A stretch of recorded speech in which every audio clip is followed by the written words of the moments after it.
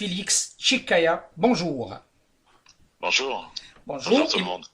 bonjour et bienvenue dans l'émission Arc-en-Ciel. Il faut bien préciser à notre auditoire que Monsieur Jean-Claude Félix Chikaya est chercheur à l'Institut Prospective Sécurité en Europe. Il est sociologue, mais aussi il est politologue et géostratège et psychosociologue. Monsieur Chikaya, notre thématique de ce jour, c'est une thématique ancienne et nouvelle.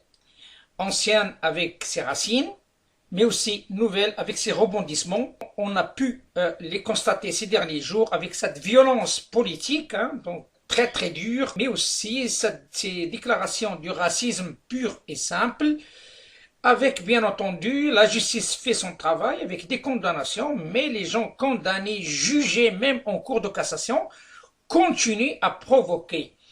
Est-ce que, selon vous, cette situation, en tant que chercheur, en tant qu'homme noir intellectuel et aussi français, qui défend des valeurs de la République, c'est une situation normale? Cette situation anormale, délictueuse, le choc à 5 siècles, l'Afrique a plusieurs millénaires, berceau de l'humanité. Mais le choc à 5 siècles, il a commencé avec la traite des Noirs, il y a 5 siècles. Et ce qu'on peut dire, c'est que là, notre vie en tant qu'homme noir ou homme tout simplement, être humain, et malheureusement, et je le dis sans anachronisme, sans confondre les époques, est jalonné, jonché de chocs et d'assauts racistes. Donc, le racisme, il faut le dire et le rappeler, est un délit et non une opinion. Et la traite avait dans ses lois le racisme comme fondement. Pareil pour la colonisation.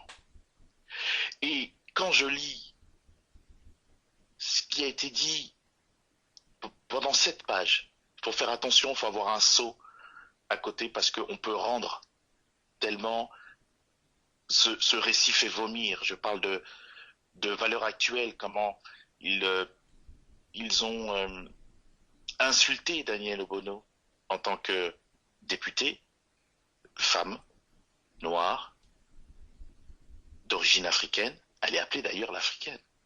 L'Afrique, c'est 54 pays, donc d'Alger à Rabat, à Gao, à Bamako, au Cap, Durban, Ouganda, les 54 pays. Mais la traite, l'esclavage, c'est un crime contre l'humanité. Donc, ce qui est dit dans Valeurs actuelles n'atteint pas seulement l'homme noir que je suis, ou la femme noire qu'elle est, parce qu'elle est attaquée en tant que noire, en tant que femme. Lisez-le quand même, même si ça va être dur. Mais vous allez voir à quoi ils font référence. C'est un crime contre l'humanité. Donc, ceux qui doivent être en colère, ils ne doivent pas être en colère parce que insultés, méprisés par un acte délictueux, parce que noirs comme moi, ou comme Daniel Obono, parce que la traite, la colonisation, ce sont deux crimes contre l'humanité. Un qui a été dit officiellement, j'espère que la colonisation va être officiellement dans les textes dit crime contre l'humanité, parce que c'est bien un crime contre l'humanité aussi que la colonisation a été comme système raciste de pillage économique. Et quand on lit ces 7 pages, où pour faire diversion politique, avec une telle violence politique, parce que le racisme est une violence, quel que soit le type de racisme auquel vous êtes confronté. Mais celui-ci, qu'est-ce qu'il atteint? Il atteint Madame Obono, députée de la République. Il m'atteint, mais il atteint mes parents, mes arrière-grands-parents et autres pendant 5 siècles. Donc qu'est-ce qu'on veut faire de ces personnes? Des victimes ad vitam aeternam? Moi, je ne suis pas une victime. J'ennie d'ailleurs le terme de victimisation. En revanche, quand vous êtes insulté, vous êtes victime de racisme. C'est pas de la victimisation. Quand vous êtes victime de racisme, vous êtes victime de racisme. c'est pas la victimisation. Question raciale, oui, mais c'est plutôt la question raciste qui est au centre de notre société, de nos sociétés européennes, de nos sociétés américaines, et notamment ce qui s'est passé, encore une fois, je vais prendre un symbole, George Floyd, mais c'est pas le premier. Et ce qu'on peut dire, ce qu'il dit, les derniers mots, tout en restant poli, en agonisant, s'il vous plaît, monsieur, retirez votre genou, j'étouffe. Ça fait 5 siècles que peu ou prou, malgré toutes les luttes, parce que les esclaves se sont libérés de l'esclavage. On parle d'abolition de l'esclavage. Non. Ce sont les esclaves qui se sont libérés tous les jours. Ils se sont battus de toutes les façons. La décolonisation, on parle de décolonisation. Tous les colonisés se sont décolonisés en luttant de toutes les manières pour retrouver leur liberté, l'égalité et la fraternité. Ceux qui étaient pendant la colonisation dignes de la liberté, de l'égalité et de la fraternité, ce n'étaient pas ceux qui venaient de l'Hexagone, qui se disaient en phase avec l'égalité, la liberté et la fraternité. Non. Ce sont les colonisés qui se sont battus justement, qui étaient dignes, eux, de la démocratie, dignes de la liberté, qui se sont battus pour recouvrer leur liberté. Les autres, non. Leur acte n'était pas civilisé. Ceux qui étaient civilisés, ceux qui avaient des actes civils et démocratiques et dignes, ce sont les colonisés qui se sont battus de toutes les manières pour démontrer la contradiction totale de ceux qui arrivaient, de celles et ceux, de ceux qui arrivaient au nom de la République, mais qui la fourvoyaient, qui la bafouaient, au sein même relisez les lois coloniales. Je sais qu'on parle à des milliers, des millions de personnes. Relisez les lois coloniales. Relisez le code de l'indigénat. Relisez le code noir. Comment se fait-il qu'aujourd'hui, Colbert, certes, a écrit d'autres lois, mais il a écrit le code noir, qui a systématisé sur le plan juridique un crime contre l'humanité. Comment se fait-il qu'un président du XXIe siècle et nombre politique, et malheureusement certains de mes concitoyens ne comprennent pas qu'il ne suffit pas d'être noir pour être dérangé, de voir joncher sur une statue une personne qui a été un colonisateur ou un esclavagiste. Il faut être noir pour être choqué d'une personne qui est jonchée sur une statue, qui a fait tuer des millions de personnes, viol, pillage, animalisation, josification. Faut être noir pour être choqué par ça. Il faut être chilien pour être choqué par une statue de Pinochet, s'il y en avait une dans la rue. Il faudrait être juif pour être choqué par une statue d'Hitler ou de Pétain. Eh bien non, il n'y a pas de concurrence des mémoires. Tout cela, c'est ma mémoire.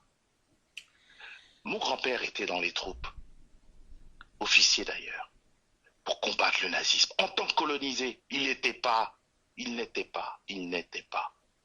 considéré. Il était appelé tirailleur sénégalais, mais il venait du Gabon et du Congo, surtout du Congo-Brazzaville. D'ailleurs, après, il est devenu, mon grand-père, Jean-Félix Tchikaya, député de la République à l'Assemblée nationale française de 46 à 60. Et qu'est-ce qu'il a fait avec son ami Césaire, Senghor et autres qui venaient d'Algérie, qui venaient de tous les territoires colonisés, en Asie, Antilles, Caraïbes, Martinique, Guadeloupe et autres, ils se sont battus pour décoloniser les colonisateurs, pour décoloniser les colonisés. Eux, ils étaient dignes de la République. Aucune statue, aucune rue, ou presque, aucune avenue. Eux méritent.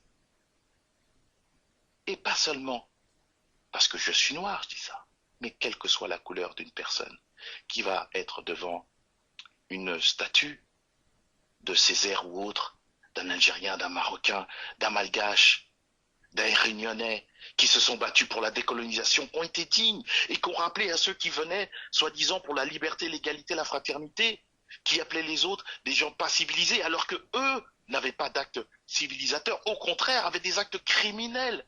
la colonisation est un crime contre l'humanité. La traite est un crime contre l'humanité.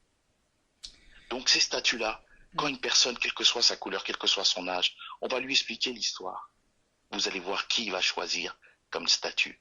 Il suffira pas que le petit soit blond, soit avec les cheveux frisés, d'origine de l'Afrique du Nord ou d'origine de l'Afrique subsaharienne. D'ailleurs, c'est quoi cette vivisection de l'Afrique? Il n'y a pas une Afrique blanche, une Afrique noire. Il y a une Afrique avec 54 pays. Monsieur Jean-Claude Félix Chekaya, vous êtes en train d'évoquer un réel problème sociétal. Vous êtes un sociologue. À ce jour, nous constatons qu'il y a un manque de reconnaissance, un pas qui n'est pas encore franchi, et notamment ici en France. On va rester juste en France parce que si on va parler à l'échelle internationale, ça nous prendra plus de temps, mais on va rester en France. Il y a un réel souci et tout le monde parle d'intégration, tout le monde parle d'assimilation, mais nous constatons comme quoi les mentalités ne changent pas avec une vitesse qui correspond à l'ère que nous vivons. Et malheureusement, nous constatons un soulèvement avec un sentiment d'impunité. La preuve, il est là. Monsieur Éric Zemmour a été condamné jusqu'à la Cour de cassation et il continue ses délires sur CNews. Est-ce que cela, selon vous, est explicable sur le plan sociologique de la société française? Oui, malheureusement, ceci est explicable sur le plan sociologique parce que cela fait bien des ravages dans les rapports sociaux. Donc, s'il y a des ravages dans les rapports sociaux, soit s'il y avait eu des bonnes actions continues, ça ne veut pas dire qu'il n'y en a pas eu, mais il y a eu des omissions. On a caché sous le tapis, mais ce qu'on cache sous le tapis ressort et malheureusement donne des assertions comme celle de valeurs actuelles, mais qui est coutumier du fait. Quand quand il ne s'attaque pas aux Noirs, il s'attaque aux musulmans. D'ailleurs, on peut être musulman et aussi noir. Donc, on voit bien les cibles de l'extrême droite, même si le racisme n'est pas seulement niché dans l'extrême droite. On peut le retrouver à gauche, il y a aussi un impensé. Il commence à travailler un peu plus sérieusement. On peut le trouver à droite. Il y a quand même une petite minorité qui n'a rien à voir avec l'extrême droite, mais il y a quand même une bonne partie de la droite, et non des moindres, qui épouse plus que les idées, mais aussi les discours, et on voit bien les non-dits. Donc, on essaye de réduire au silence. On essaye de mettre dans la banlieue intellectuelle et dans l'esprit de chacun certaines problématiques qui sont au cœur de l'histoire nationale française. Ce n'est pas l'histoire des Noirs, c'est l'histoire de France. Parce que c'est la France qui est allée réduire en esclavage des Noirs en Afrique. Donc c'est l'histoire de France. Pareil pour la colonisation. Donc en disant que c'est l'histoire des Noirs, bien sûr c'est l'histoire des Noirs parce que le fait d'être noir pendant la colonisation et pendant la traite faisait de vous un bien meuble, comme dit le code noir. Vous n'étiez pas citoyen, il y a eu des luttes. Que chacun se penche sur l'histoire coloniale. Donc, sans anachronisme, je n'ai pas l'avis de mon grand-père. Mon grand-père était colonisé au Congo et ma mère est martiniquaise. Ils étaient colonisés aussi. La Martinique est française depuis 1634. Je suis né à Paris, je suis français. On parle d'intégration, on parle d'assimilation, mais chaque être, ou quel que soit l'endroit où il vit, il y a une part d'intégration et d'assimilation, des règles et autres. Et l'identité ne se résume pas à la couleur de peau, à la religion, à la citoyenneté, c'est tout cela. Mais c'est aussi l'individu. Et une identité, c'est quelque chose qui se renouvelle, qui est en mouvement. Mais qu'est-ce qu'on veut réinventer? Qu'est-ce qu'on veut réinviter? Ceux qui sont nostalgiques de quoi? De quel temps? Du temps colonial? Du temps des colonies? D'une France qui était extraordinaire aujourd'hui? Et qui est tout d'un coup salie par certains? Qui ont été... Non mais, où on va? On va malheureusement de plus en plus vers la dégradation des rapports sociaux. Les semaines sont jonchées, encore Sarkozy, qui avait déjà dit avec son inculture et sa violence politique en bouche, que l'Afrique n'avait pas d'histoire, comme on peut dire ça, du berceau de l'humanité, que l'Afrique, pire, n'était pas rentrée dans l'histoire. Mais lui, il rentrera jamais dans l'histoire. En tout cas, peut-être par la porte de derrière. Et on va l'asseoir pas sur un trône, mais sur un tabouret. Parce que sa vie politique est jonchée d'assauts et d'insultes à l'égard de certains de ses concitoyens. Il se dit ami de Césaire. Césaire était mon ami, était l'ami de mon grand-père. Ben, qu'il relise, parce que je ne crois pas qu'il ait lu Césaire. Quand certains se énonçaient de tels propos, qu'ils lisent, quand Césaire parle du mot nègre, il n'y voit pas du tout d'insulte. Il parle des civilisations qu'il y avait en Afrique. Parce qu'on ne parle jamais des civilisations en Afrique. Il n'y a pas de civilisation noire en Afrique, il y a des civilisations qui sont de toutes les couleurs. D'ailleurs, des civilisations d'Égypte, en passant par le Maroc, en passant par le Mali, le Congo, mais on a désafricanisé, par exemple, l'Égypte. Sarkozy, on sent que malheureusement, c'est une histoire qui n'est pas rentrée dans son cerveau. Et bien qu'il s'assoie, qu'il étudie, mais qu'il arrête d'insulter un continent, qu'il arrête d'insulter des êtres humains. J'espère que le procureur de la République va se saisir d'une telle analogie entre les singes de la sagesse et le titre du livre d'Agatha Christie. Il est heureux qu'en 2020 on dise plus les 10 petits nègres. Quand même, la civilisation, c'est aussi cela. C'est l'avancée intellectuelle d'une révision des préjugés et de revoir, on dit mais non, bien sûr qu'on ne peut plus dire cela. Eh oui, il y a des choses qu'on ne peut plus dire parce qu'il y a une évolution intellectuelle. Ceux qui veulent rester en arrière, bêtement, imbibés de racisme, qu'ils le restent, mais qui savent que le racisme est un délit et que quand ils veulent réduire certains à une non-civilisation, sachez qu'ils font de ceux sur qui ils mentent des gens qui sont de plus en plus prévenus. Parce que quand vous mentez, ou quand vous ment, vous êtes supérieur à celui qui vous ment, pas supérieur en tant qu'humanité. Je ne parle pas de complexe d'infériorité et de complexe de supériorité, mais vous savez qu'on vous ment. Et il y a une bonne partie de la société française, d'origine d'Afrique du Nord, d'origine d'Afrique subsaharienne et outre-mer, et même ceux qui sont blancs, ils savent, en lisant certains livres, ils voient des documentaires, des reportages, ils disent on nous a menti à l'école pendant des décennies, on continue à nous mentir. Donc ils ont déjà un avantage, ils savent que des politiques savent qu'ils sont en train de leur mentir. On veut faire passer des personnes parce que parfois dans des reportages, on les voit nus ou pas, c'est-à-dire des gens qui sont dits indigènes. Mais que veut dire indigène dans le Larousse? Une personne qui est née dans son pays et qui y vit. Donc la majorité des Français à 100% sont indigènes. Les autochtones, c'est pareil, c'est la même signification. C'est pas moi qui l'indique. Larousse, Robert, je fais pas de pub. Mais on le signifie pour certains. Vous savez, pour inviter subrécitement l'idée de sauvage, de l'humanité pas aboutie. Et pareil pour l'immigration. Certains sont expats, coopérants, et d'autres sont migrants, sont immigrés, sont d'origine immigrée. C'est la victimisation. Vous voyez tous ces mots qui s'invitent subrécitement, et parfois malheureusement inconsciemment.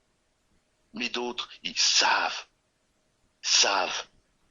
ils le savent, ils savent ce qu'ils veulent instiller. Valeurs actuelles, c'est ce que le bras armé des partis d'extrême droite, ce magazine qui sort, qui insulte une semaine les musulmans, une autre semaine les noirs, chacun son tour chez leur coiffeur. Stop. Toutes ces personnes sont debout et ne vont pas se laisser faire. Elles vont pas se laisser faire parce que seulement elles sont musulmanes, noires ou ceci ou cela. C'est parce que ce sont des êtres humains. Et parce que ce que vous leur faites à l'heure actuelle est un délit, une atteinte. Donc le fait, sur cette page, et je vous dis qu'il faut le lire avec un sceau parce qu'on peut rendre, sur Daniel Obono, il l'attaque en tant que femme, il l'attaque en tant que noir, il l'attaque en tant que député.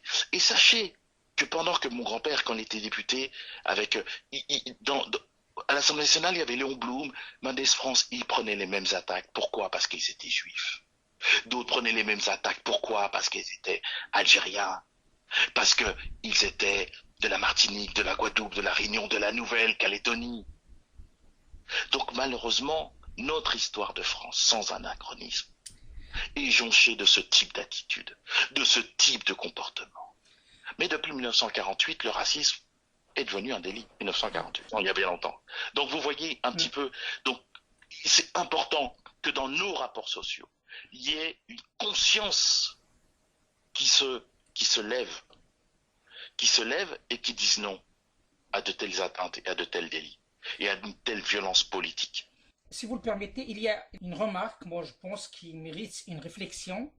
Et ça peut être l'avant-dernière question, parce que je souhaite simplement avoir votre avis sur ce qui est en train de se passer actuellement au Mali. Donc, puisque vous êtes quelqu'un qui est fin observateur de la situation africaine, mais il y a une réalité. On parle des députés, on parle de maires, on parle d'élus, on parle de conseillers, on parle de ministres, de couleur noire ou d'origine arabe, maghrébins ou autres, donc musulmans ou pas, mais qui ne sont pas, comme ils disent, des Français de souche. Est-ce que ces réactions de valeurs actuelles qui expriment les réactions d'un certain nombre de politiques, ou voire des gens décideurs qui alimentent valeurs actuelles en secret, ou voire une partie de la société française, sont-ils en train de constater que la société française est par définition actuellement devient une société hétérogène, une société qui n'a rien à voir avec la société du siècle dernier, une société fondée sur des valeurs de la Constitution de 1958, des valeurs des lois en vigueur, et qu'il y a une guerre certainement avouée à l'échec, puisque la loi est là, et fort heureusement la loi est là, et fort heureusement ces gens-là ne représentent pas la majorité de la société française. Est-ce que c'est une réaction de peur ou une réaction de désarroi? On a pu le constater l'année dernière, c'était les musulmans à la une, à la rentrée. Cette année, c'est les noirs. Donc, y a-t-il autre chose qui peut intéresser les Français sur leur avenir par rapport à cette pandémie, par rapport à leur avenir de leurs enfants? On dirait comme quoi ces sujets des noirs et des musulmans, c'est la source de tout le malheur de la France. Comment vous voyez-vous cette situation? Merci pour cette question. Oui, ça fait bien longtemps qu'il y a des musulmans en France, ça fait 14 siècles. Ça fait bien longtemps qu'il y a des Noirs en France. L'Empire, c'est bien partie de l'Assemblée nationale. Il y avait un empire colonial qui s'est arrêté en 62. Et d'ailleurs, on peut pas être un empire colonial et une démocratie. Donc la France est véritablement démocratique depuis 1962. On ne peut pas avoir des colonies et être une démocratie et une république. Effectivement. Vous avez raison de dire qu'il faut se saisir de la complexité. La France, c'est vous, c'est moi, c'est Monsieur Dupont, c'est Madame qui passe et qui a tout type de peau. Et qu'il n'y a pas de Français à part, mais des Français à part entière. Mais sauf que tous ces articles distillent dans certaines consciences, depuis des siècles donc, mais un peu plus là, il y a des assauts continus. Le fait que certains ne seraient pas véritablement français. Ils sont français parfois, quand tout va bien, il y a une euphorie, ils sont en demi-finale, ils sont en short, il y a un ballon.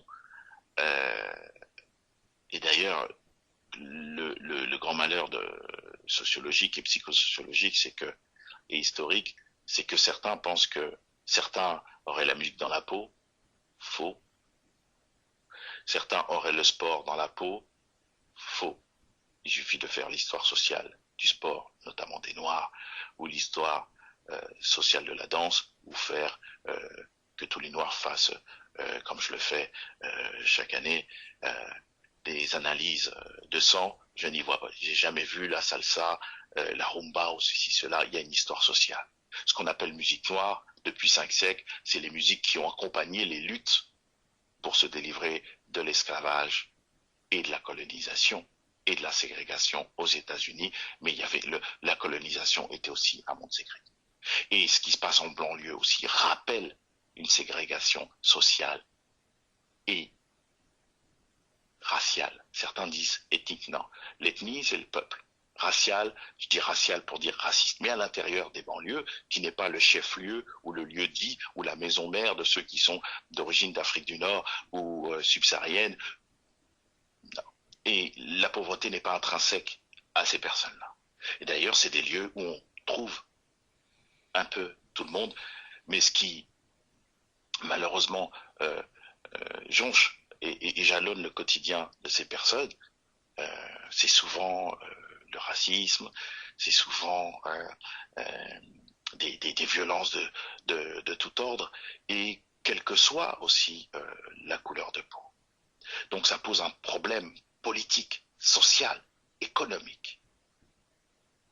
C'est pour cela que la gauche est en retard, et je parle d'un impensé, même s'il commence à penser cela. Et que de toute façon, ça viendra prendre, vous savez, par la manche vers le coude, tous ceux qui sont dans un parti politique ou non, à droite ou à gauche, ou ceux qui sont dans la société civile. Sur le Mali, ce qui se passe aujourd'hui, qui est appelé coup d'État, ou par d'autres, coup de grâce, mais ça a été une libération pour une bonne partie des Maliens. Même bien sûr que les Maliens et les Africains ne sont pas des fervents de coups d'État. Le Mali n'est pas un peuple de délinquants. C'est un grand peuple, avec des civilisations. Ils sont en difficulté par une gouvernance qui n'a pas assez bien gouverné, par un président qui n'est plus là, qui n'a pas bien présidé. Il y a une insécurité généralisée. Mais là, il est en train de se passer dans un comité national de salut public, où on va avoir sûrement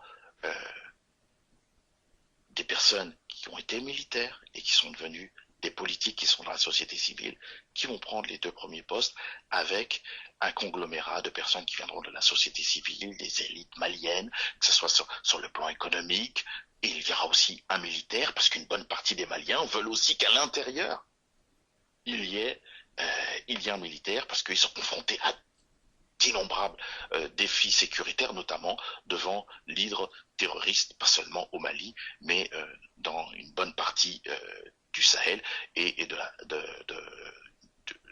l'Afrique centrale et l'Afrique de l'Ouest. Mais c'est une guerre asymétrique. Une bonne partie du monde est confrontée aussi à cela. Mais sauf que il y a des transitions, parce qu'il faut aussi des transitions sur le plan de attention. Il ne faudrait pas que à chaque fois qu'on s'adresse au Mali et aux Maliens, et notamment aux militaires, qu'on les voit comme des irresponsables, où on veut, certaines chancelleries se veulent tout de suite tutélaires, un réflexe tutélaire. Et ben tout cela va passer dans la transition. Et pareil sur le plan économique, il y a de l'or au Mali. Mais les plus grandes entreprises qu'il y a au Mali, donc qui détiennent l'économie malienne, ne sont pas maliennes.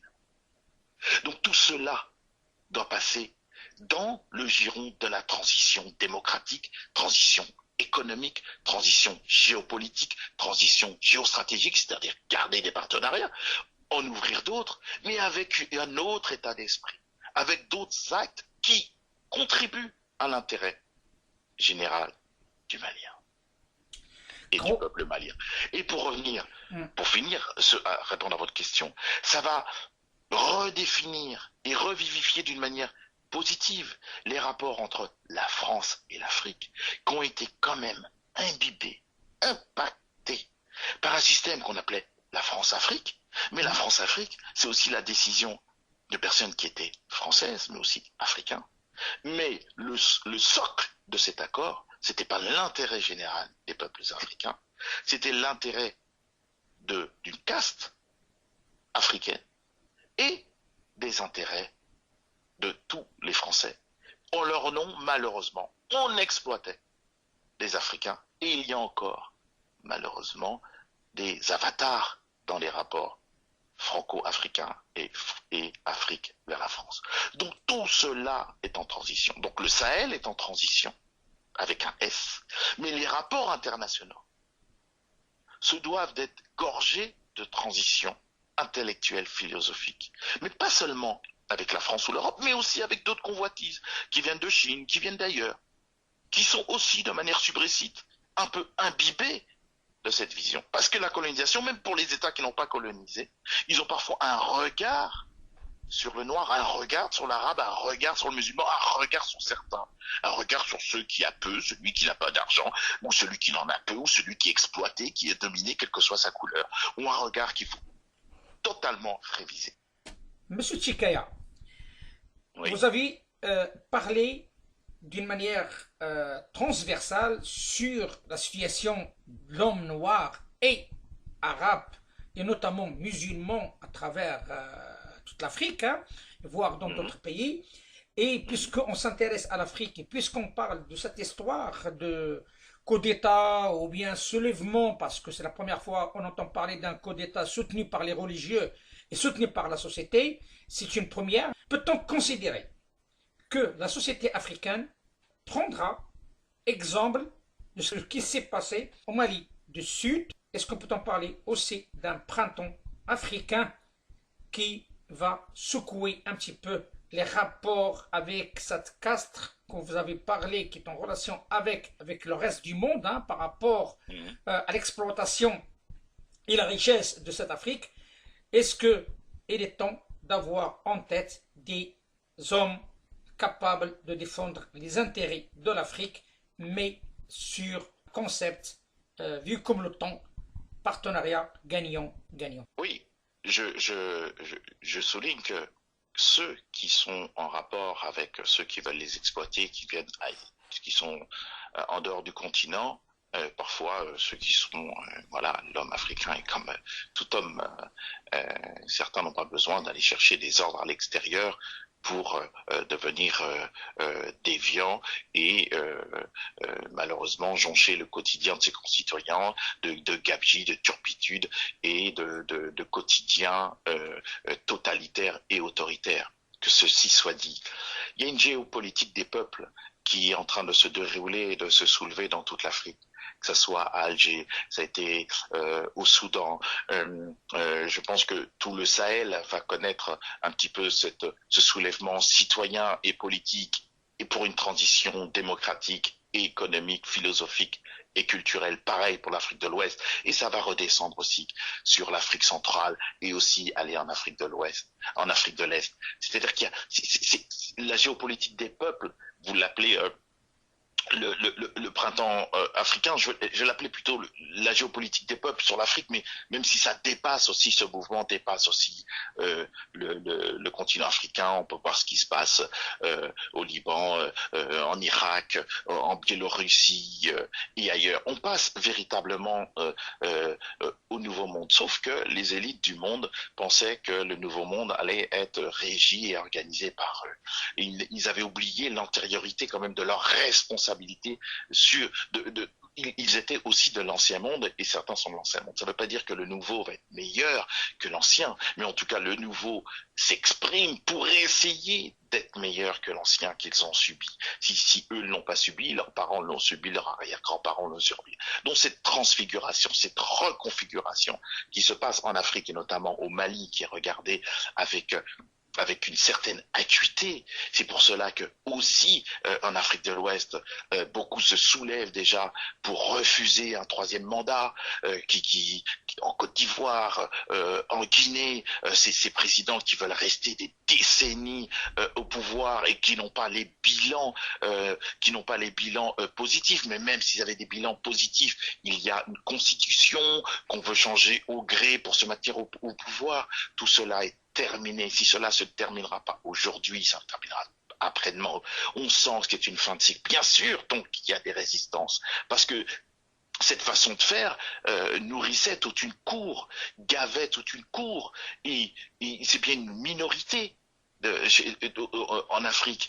Et donc il ne faut pas africaniser et naturaliser ce type de comportement. C'est bien un comportement politique, c'est pas un comportement africain, noir ou arabe ou autre, c'est bien un comportement politique. Il faut donner des noms, c'est bien souvent des visions et des réflexes totalitaires, autoritaires, non démocratiques, il est très important de nommer les choses et le type de régime qui malheureusement s'abat sur le quotidien d'Africains, le continent le plus riche au niveau des matières premières, au niveau des ressources, au niveau des ressources naturelles qui ne sont pas assez transformées sur le continent. Donc c'est bien un nouveau programme politique, économique, mais aussi personnel, parce qu'il y a des mécanismes nocifs aussi qui se sont instillés, qui se sont ancrés dans les populations, où il y a une corruption qui est parfois endémique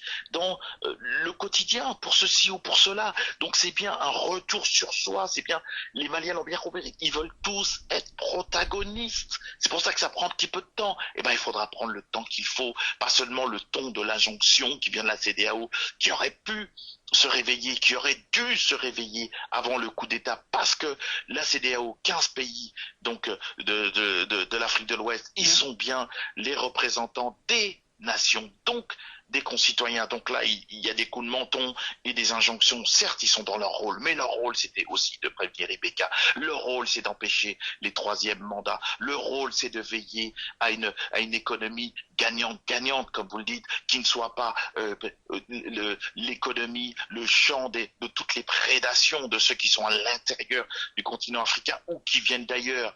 Donc l'intérêt général, il suffit de se mettre au balcon des États africains pour voir tout ce qu'il y a à faire, tout ce qui reste à faire, tout ce qui a été fait quand même. Et grâce à qui? Grâce à qui? Grâce aux Africains. Et grâce aussi à ceux qui viennent de l'extérieur, qui ne sont pas tous imbibés de visions racistes et de l'Afrique, qui sont tout à fait sincères. Et donc, par exemple, sur la France, certains parlent de sentiments anti-français. Non, les Africains ne sont pas anti-français. Ils veulent que la politique étrangère à l'égard de l'Afrique, de la part des politiques français, change, parce que droite et gauche ont peu ou prou mener, comme encore aujourd'hui, le même type de politique. Donc là aussi, on ne peut pas parler de nouveau monde s'il n'y a pas un nouveau rapport à l'égard de l'Afrique, s'il n'y a pas un nouveau rapport à l'égard de ce continent qui est le berceau de l'humanité. Donc tout le monde parle de ce continent qui sera le continent du 21e siècle. Demain, l'Afrique sera le continent. Certes, que des mots. Mais pour l'instant, il y a un peu plus de mots MAUX sur le continent africain. Mais ne vous en faites pas.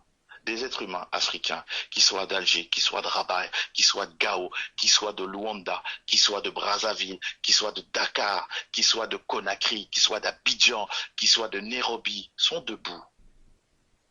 Celles et ceux, parce que les femmes aussi prennent encore plus, elles avaient déjà leur rôle encore plus à bras le corps, et elles savent tout ce qu'elles doivent faire à l'intérieur de leur société pour qu'il y ait un traitement égalitaire, équitable, mais aussi avec l'extérieur. C'est pour ça que je parle de géopolitique des peuples. Parce que les Africains savent qu'il y a des choses, bien sûr, dans chaque pays, dans chaque région, à régler et à changer. Mais que les rapports internationaux pèsent aussi sur leur quotidien. Donc ils sont obligés de travailler 3 fois. Ils travaillent sur eux-mêmes, ils travaillent à l'intérieur de leur pays, mais ils veulent aussi infléchir des dynamiques avec l'extérieur pour qu'enfin des rapports démocratiques respectueux. Il y aura de la concurrence et des compétitions, c'est la vie politique, mais participer au monde, c'est travailler sur ces 3 données, personnelles, nationales, voire régionales et continentales et internationales. Voilà, ils sont convoqués à cela. Bien entendu, M. Tchekaya, il faut bien préciser que Force de l'Afrique, comme vous l'avez bien dit, bien sûr, c'est cette révolution aussi féminine, mais aussi cette jeunesse. Oui, c'est tout à fait bien de le dire, cette jeunesse. Et certains disent infantilisation, Vous savez, moi j'aime pas trop dire ce terme parce que ça voudrait dire que les enfants sont bêtes et sans conscience. 50% des Maliens ont moins de 14 ans. 75% ont moins de 25 ans. Mais ils sont là, ils sont debout. Et ils sont convoqués à une conscience politique et de même de manière accélérée. 4 millions d'enfants ne vont pas à l'école. C'est vrai que Ibeka est coupable de beaucoup de choses, mais il y a une antériorité dans les difficultés du Mali qui ne sont pas seulement liées à Ibeka. Donc les Maliens le savent. Donc ils doivent tous, entre guillemets, et c'est ce qu'ils font tous les jours. C'est ce qu'ils font tous les jours. Donc ils se lèvent et la jeunesse est là, et pas seulement cette jeunesse. Donc c'est bien des défis intergénérationnels, mais il faut aussi que les hommes politiques. Je dis bien les hommes parce qu'il n'y a pas beaucoup de femmes politiques, et malheureusement, mais ça commence à avancer. En Afrique, la plus grande partie des Africains sont jeunes, mais la classe politique africaine est vieille. Donc c'est pas voué aux gémonies, les vieux, et dire que d'accorder toutes les vertus à la jeunesse, mais dire seulement qu'il faut une intergénération. Ça veut dire que quand on est jeune, donc on est démocrate de fait et d'emblée, et quand on est vieux, on n'est pas démocrate. Non, mais il faut quand même une représentativité pour comprendre. C'est comme si l'Africain, comme l'homme entier aujourd'hui, je vais m'expliquer, devait appuyer sur le bouton mise à jour, réinitialisation, pour comprendre justement, mieux comprendre soi-même et le monde d'aujourd'hui. L'identité, c'est quelque chose qui se renouvelle. Et le nouveau monde, ça part aussi de soi. Donc il est important, voilà, de mettre la jeunesse, donc la question des études, de la santé, le travail des parents, tout cela, c'est une chaîne positive et qui sera féconde et fertile sur le plan démocratique pour qu'il y ait un renouveau sur le plan économique, sur le plan politique et philosophique et culturel de toute l'Afrique. Monsieur Jean-Claude Félix Tchikaya, chercheur à l'Institut Prospective et Sécurité, merci infiniment de cet éclairage fort intéressant, un éclairage transversal à suivre, comme on dit, parce que c'est un sujet qui certainement aura des rebondissements d'ici peu, parce que c'est l'actualité. Il y a des mouvements, on verra bien qu'est-ce que va nous présenter ce mouvement, et notamment avec cette saisie de la justice. Le public s'en est saisi avant que Madame Obono, l'individu, c'est toute la société qui a été insultée. C'est très important, c'est pourquoi j'insiste sur ce point de la justice. Il faut rendre justice. Exactement, et laisser la justice travailler là-dessus, là, parce que elle s'est saisie elle-même, hein, donc c'est important quand même à le signaler. Voilà. Ça montre comme quoi il y a un veille, ça montre comme quoi ces gens ne représentent pas la société profonde. Non, valeur actuelle, c'est pas la France, c'est certains qui malheureusement épousent, mais en France on rencontre des personnes admirables qui sont complètement en dehors de ce type de sarcillon et d'action raciste. Et ils sont plus nombreux et il est important maintenant de se faire voir, de sortir du bois et de ringardiser de tels propos racistes.